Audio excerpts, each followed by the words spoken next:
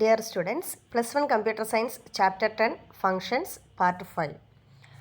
ഇപ്പോൾ നമ്മൾ ഡിസ്കസ് ചെയ്തുകൊണ്ടിരിക്കുന്നത് C++ലെ ബിൽറ്റ് ഇൻ ഫങ്ഷൻസിനെ കുറിച്ചിട്ടാണ്. ബിൽറ്റ് ഇൻ ഫങ്ഷൻസ് ആയ string functions, mathematical functions, character functions ഒക്കെ നമ്മൾ പഠിച്ചു. And today we R discussing about conversion functions. Conversion ആ വേർഡിൽ നിന്ന് അറിയാം, something convert there. So here these functions are used to convert a string to integer and an integer to string. ഒരു ഇൻറ്റീജറിനെ string ആയിട്ട് convert ചെയ്യാനും അതേപോലെ സ്ട്രിങ്ങിനെ ഇൻറ്റീജറിലേക്കും convert ചെയ്യാനാണ് നമ്മൾ conversion functions use ചെയ്യുന്നത്. And the conversion functions are I to A of and A to I of. നമ്മൾ ഈ രണ്ട് ഫങ്ഷൻസാണ് കൺവേർഷൻ ഫങ്ഷൻസിൽ പഠിക്കുന്നത്.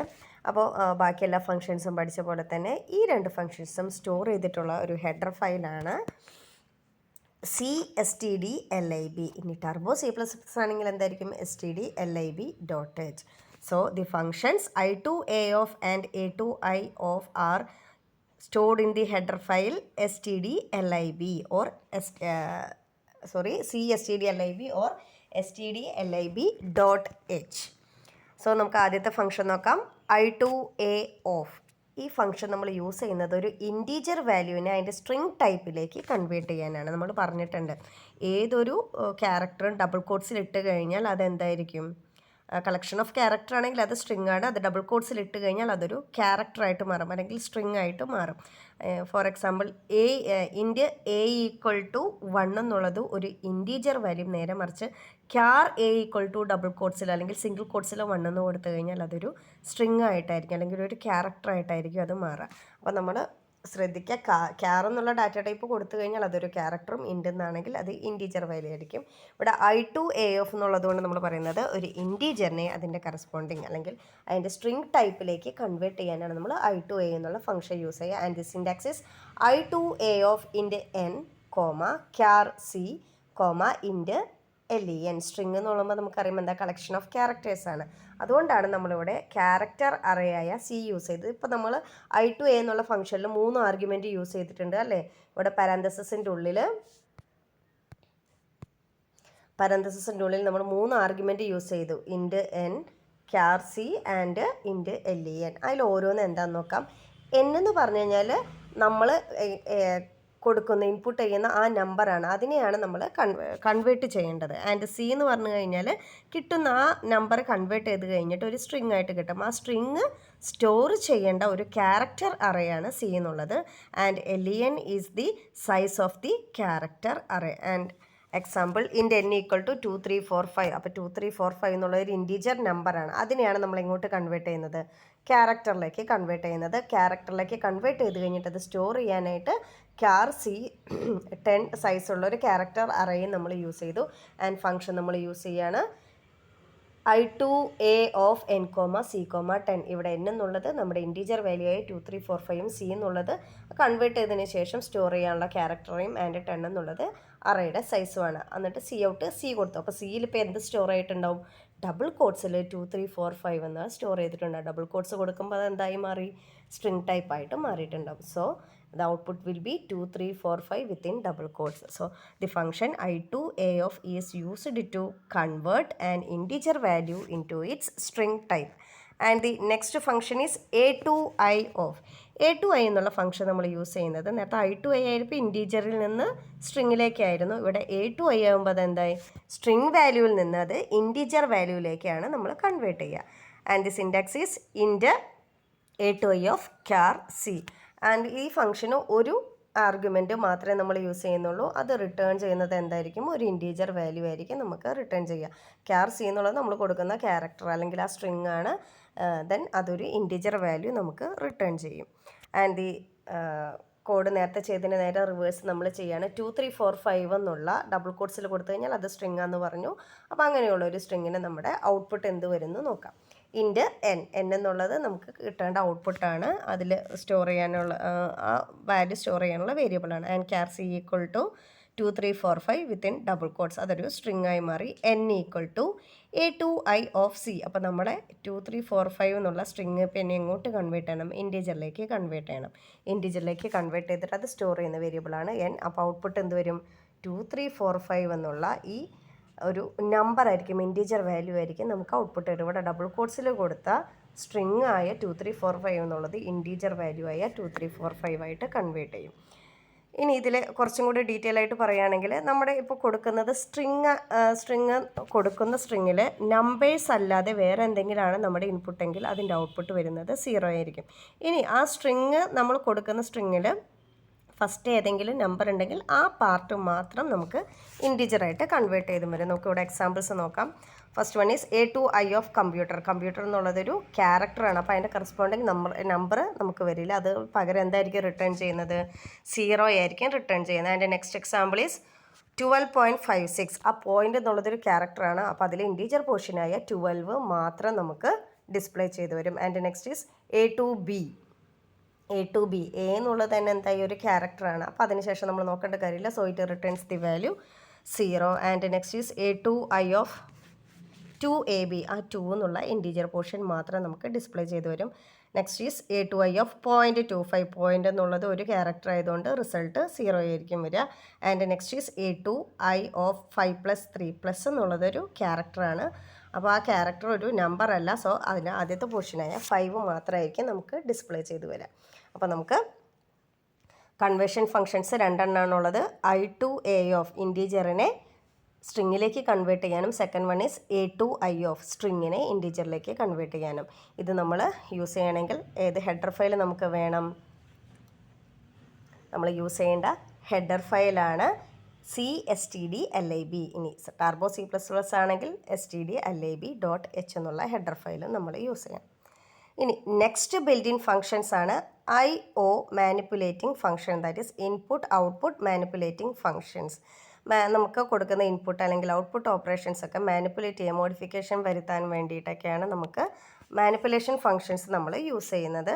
And the header file is CIO manip. Turbo C++ ആണെങ്കിൽ IO manip.h എന്നുള്ള ഹെഡർ ഫയലാണ് നമ്മൾ യൂസ് ചെയ്യുക. And the function is set W of width set ചെയ്യാൻ വേണ്ടിയിട്ടാണ് നമ്മൾ സെറ്റ് W എന്നുള്ള ഹെഡർ ഫയൽ ഫങ്ഷൻ നമ്മൾ യൂസ് ചെയ്യുന്നത്. ആൻഡ് ഒരു എക്സാമ്പിൾ നമുക്കിവിടെ ശ്രദ്ധിക്കാം.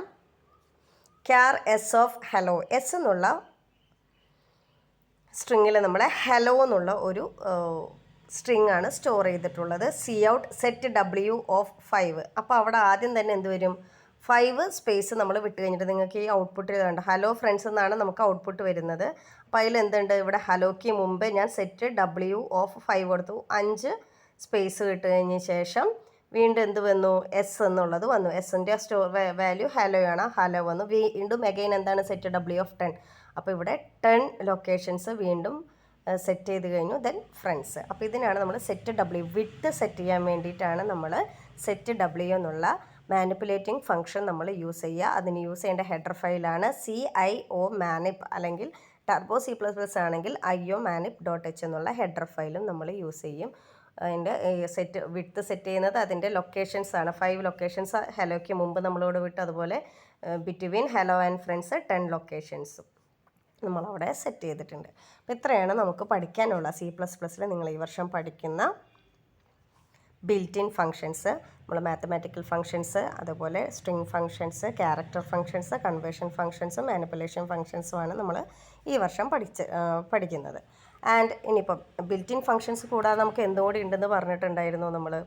അതിനോടൊപ്പം ഇവിടെ നമ്മൾ പറഞ്ഞ കാര്യങ്ങൾ തന്നെ ഓരോന്ന് കഴിഞ്ഞിട്ട് ഓരോ വിഡ്ത്തൊക്കെ നമ്മൾ സെറ്റ് ചെയ്തിട്ടുണ്ട്. And next is user defined functions. നമ്മൾ സ്റ്റാർട്ടിങ്ങിലേ പറഞ്ഞിട്ടുണ്ട് ഫങ്ഷൻസ് 2 ടൈപ്പാണെന്നുള്ളത്. യൂസർ ഡിഫൈൻഡ് ഫങ്ഷൻസും ബിൽറ്റ് ഇൻ ഫങ്ഷൻസും. അതിൽ ബിൽറ്റ് ഇൻ ഫങ്ഷൻസ് നമ്മളിപ്പോൾ ഓൾറെഡി ഡിസ്കസ് ചെയ്ത് കഴിഞ്ഞു. Next is user defined functions. User defined function ആകുമ്പോൾ ആര് തന്നെ അത് ഡിഫൈൻ ചെയ്യേണ്ടി വരും? യൂസറാണ് എല്ലാം ഡിഫൈൻ ചെയ്യേണ്ടത്. നമുക്ക് നേരത്തെ എഴുതിയ പോലെ ഡയറക്റ്റായിട്ട് ഒരു ഹെഡർ ഫയലിൽ നിന്ന് സ്റ്റോർ ചെയ്യുന്ന ഫങ്ഷൻസ് ഒന്നുമില്ല. യൂസർ തന്നെ എല്ലാ കാര്യങ്ങളും എഴുതി കൊടുക്കുകയാണ്. അപ്പോൾ എല്ലാ പ്രോഗ്രാമിലും നമ്മളിപ്പോൾ കുറേ പ്രോഗ്രാംസ് ഒക്കെ ചെയ്ത് കഴിഞ്ഞപ്പോൾ നിങ്ങൾ ശ്രദ്ധിച്ചിട്ടുണ്ടാവും മെയിൻ ഓഫ് എന്നുള്ളൊരു ഫങ്ഷൻ നമ്മൾ യൂസ് ചെയ്യുന്നുണ്ട്. അപ്പോൾ all programs discussed contain a function named main. The first line is a pre processive directive statement. എല്ലാ പ്രോഗ്രാമും നമ്മൾ ആദ്യം ഹാഷ് ഇൻക്ലൂഡ് IO സ്ട്രീം, ആദ്യത്തെ ലൈൻ തന്നെ എന്തായിരിക്കും? ഒരു പ്രീ പ്രൊസസർ ഡയറക്റ്റീവ് സ്റ്റേറ്റ്മെൻ്റ് ആണ്. അതിന് ശേഷമുള്ളതാണ് ആ ഒരു ഫംഗ്ഷൻ്റെ ഡെഫിനിഷനൊക്കെ ആയിട്ട്. Remaining part is actually the definition of the function. And the void main അല്ലെങ്കിൽ നമ്മൾ ഇൻറ്റ് മെയിൻ എന്നൊക്കെ പ്രോഗ്രാമിൽ യൂസ് ചെയ്യാറുണ്ട്. In a program is called function header or function heading. നമ്മളെല്ലാ പ്രോഗ്രാമിൽ യൂസ് ചെയ്യാറില്ലേ, ഇൻറ്റ് മെയിൻ ഓഫ് അല്ലെങ്കിൽ ചിലപ്പോൾ വോയിഡ് മെയിൻ ഓഫ് ഒക്കെ യൂസ് ചെയ്യാറുണ്ട്.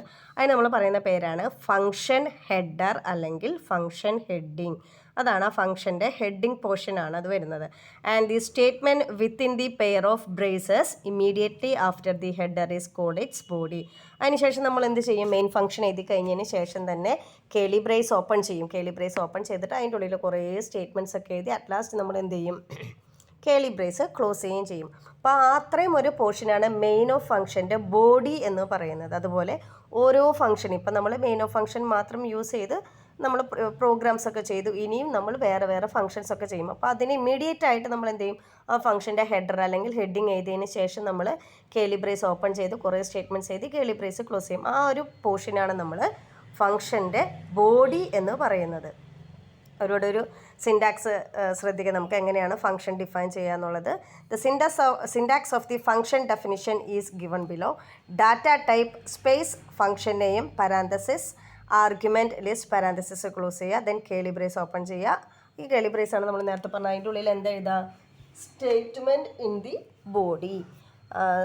അതായത് ആ ഫംഗ്ഷൻ എന്താണോ ചെയ്യാൻ ഉദ്ദേശിക്കുന്നത് അതിൻ്റെ ഡീറ്റെയിൽസ് ആണ് നമ്മൾ എഴുതുന്നത്. അതിന് നമ്മൾ എന്താ പറയുക, ബോഡി ഓഫ് ദി ഫംഗ്ഷൻ അല്ലെങ്കിൽ statements in the body.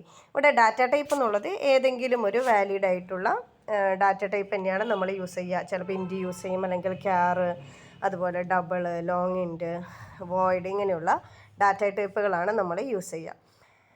Function name നമ്മൾ യൂസ് ചെയ്യുന്നത് നമ്മൾ ഐഡൻറ്റിഫൈൻ്റെ റൂൾസ് ആൻഡ് റെഗുലേഷൻസ് ഒക്കെ പഠിച്ചിട്ടുണ്ട്. ആ ഐഡൻറ്റിഫൈ നമ്മളൊരു വേരിയബിളിന് കൊടുക്കുന്ന പോലെ അല്ലെങ്കിൽ ഐഡൻറ്റിഫയർ എങ്ങനെയാണോ ക്രിയേറ്റ് ചെയ്യുക അതേപോലെ തന്നെയാണ് ഫംഗ്ഷൻ നെയിമുകളും നമ്മൾ ക്രിയേറ്റ് ചെയ്യുക. ഫംഗ്ഷൻ നെയിം എന്നുള്ളതൊരു യൂസർ ഡിഫൈൻഡ് വേർഡ് തന്നെയാണ്. അപ്പോൾ ഐഡൻറ്റിഫൈൻ്റെ എല്ലാ റൂൾസും നമ്മൾ ഫംഗ്ഷൻ നെയിമിലും ഫോളോ ചെയ്യണം.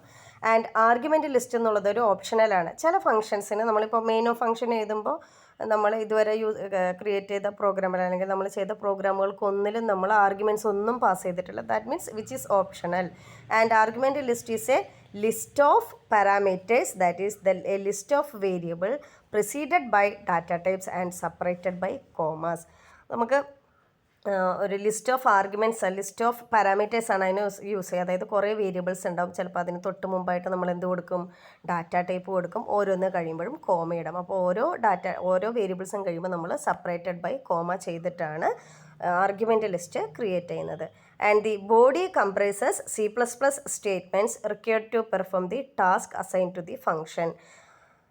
ബോഡി എന്നുള്ളത് എന്താണോ ആ ഫംഗ്ഷൻ കൊണ്ട് നമ്മൾ ചെയ്യാൻ ഉദ്ദേശിക്കുന്നത് ആ ടാസ്ക്, അതാണ് ആ ടാസ്ക് പെർഫോം ചെയ്യാൻ എന്തൊക്കെ സ്റ്റേറ്റ്മെൻറ്റ്സ് വേണോ അതാണ് ബോഡി ഓഫ് ദി സ്റ്റേറ്റ്മെൻറ്റിൽ ഉണ്ടാവുക. അപ്പോൾ ഡാറ്റ ടൈപ്പ് എന്നുള്ളത് നമ്മൾ യൂസ് ചെയ്യുന്ന ഏതെങ്കിലും ഒരു വാലിഡ് ആയിട്ടുള്ള ഡാറ്റ ടൈപ്പ് ആയിരിക്കും. ഫംഗ്ഷൻ നെയിം എന്നുള്ളത് ഐഡൻറ്റിഫയർ പോലെ കൊടുക്കുന്ന ഒരു യൂസർ ഡിഫൈൻഡ് വേർഡാണ്.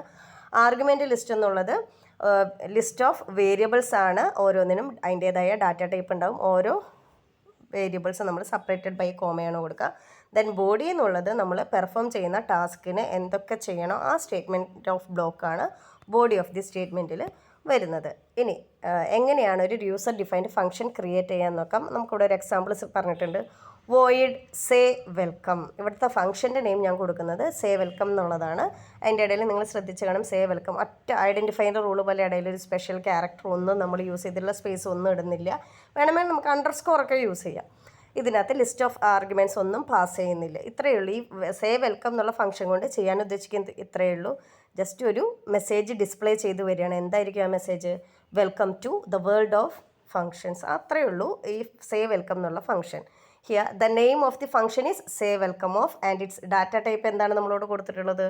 വോയിഡ് എന്നുള്ളതാണ് ഡാറ്റ ടൈപ്പ്, അല്ലെങ്കിൽ റിട്ടേൺ ടൈപ്പ് എന്ന് നമ്മൾ പറയാറുണ്ട്. ഫംഗ്ഷൻ ആകുമ്പോൾ അതിന് റിട്ടേൺ ചെയ്യും, എന്തെങ്കിലും റിട്ടേൺ ചെയ്യും. So its return type is void and it does not have any argument ഒന്നും പാസ് ചെയ്യുന്നില്ല.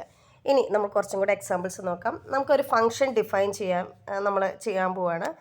ഫംഗ്ഷൻ്റെ നെയിം സം എന്ന് കൊടുക്കുകയാണ്. 2 നമ്പേഴ്സിൻ്റെ സമ്മ് കണ്ടുപിടിക്കാനായിട്ട്. നമുക്കത് 4 ഡിഫറെൻറ്റ് ടൈപ്പിലാണ് ഞാനിപ്പോൾ എക്സാമ്പിൾ എഴുതിയിട്ടുള്ളത്. That means 4 different types of definitions are given for the same task but they vary in definition style and hence the usage of each is different from others. 4 different ടൈപ്പിലാണ് sum എന്നുള്ള ഫംഗ്ഷൻ്റെ definition ഞാൻ എഴുതിയിട്ടുള്ളത്. നമുക്ക് അത് example ഒന്ന് നോക്കാം. Function 1 ഇവിടെ നിങ്ങൾ ശ്രദ്ധിച്ചറിയാം, ഇവിടെ സമ്മ് 1 എന്നാണ് ഞാൻ പേര് കൊടുത്തിട്ടുള്ളത്. 3 വേരിയബിൾസ് കൊടുത്തു, എ ബി എസ്. എയും ബിയും നമ്മൾ ഇൻപുട്ട് ചെയ്യുന്ന നമ്പർ എസ് എന്നുള്ളത് സമ്മ് കിട്ടിയതിന് ശേഷം സ്റ്റോർ ചെയ്യുന്ന ഒരു നമ്പറാണ്. ആൻഡ് ഇൻ്റെ എ ബി എസ് കൊടുത്തു, എൻ്റെ 2 നമ്പേഴ്സ് എയും ബിയും നമ്മൾ റീഡ് ചെയ്തു. S equal to A plus B, cout sum equal to S. നമ്മളിത് ഓൾറെഡി ചെയ്ത പ്രോഗ്രാമാണ്, ഇതെല്ലാവരും ഫെമിലിയറാണ്. ഇനി ഇതല്ലെങ്കിൽ ഇതേ പ്രോഗ്രാം തന്നെ നമ്മൾ വേറൊരു രീതിയിൽ ഇവിടെ എഴുതിയിരിക്കുകയാണ്. Int A comma B comma S enter 2 numbers cin A B S equal to A plus B. ഇത് നമ്മൾ രണ്ടിലും ഫംഗ്ഷൻ 1ലും ഫംഗ്ഷൻ 2ലും സെയിം ആയിട്ട് ചെയ്തു. ഇവിടെ cout sum equal to എസിൻ്റെ പകരം ഇവിടെ എന്ത് ചെയ്ത് റിട്ടേൺ എസ്. എസിൻ്റെ വാല്യൂ അവിടെ എന്ത് ചെയ്യും, റിട്ടേൺ ചെയ്യും. ഇനി മൂന്നാമതൊരു മെത്തേഡിൽ ചെയ്തിരിക്കുകയാണ്, വോയിഡ് സം 3 എന്നാണ്. അതിൻ്റെ ഉള്ളിലേക്ക് നമ്മൾ ആർഗ്യുമെൻറ്റ് പാസ് ചെയ്തു, ഇൻ്റെ എ കോമ ബി. അപ്പോൾ എയും ബിയും ഇനി നമ്മൾ വീണ്ടും ഇനിഷ്യലൈസ് ചെയ്യേണ്ട ഡിക്ലെയർ ചെയ്യേണ്ട കാര്യമില്ല. നെക്സ്റ്റ് ലൈനിൽ കാലിബ്രേസ്. ഇതാണ് അതിൻ്റെ ബോഡിയിൽ നമ്മൾ എന്ത് ചെയ്തു, int S equal to A plus B. എയും ബിയും എന്താണെന്ന് ഈ ആർഗ്യുമെൻറ്റ് ലിസ്റ്റിലൂടെ ഇപ്പോൾ സം 3 എന്നുള്ള ഫംഗ്ഷൻ എന്താണെന്ന് മനസ്സിലായി കാണും.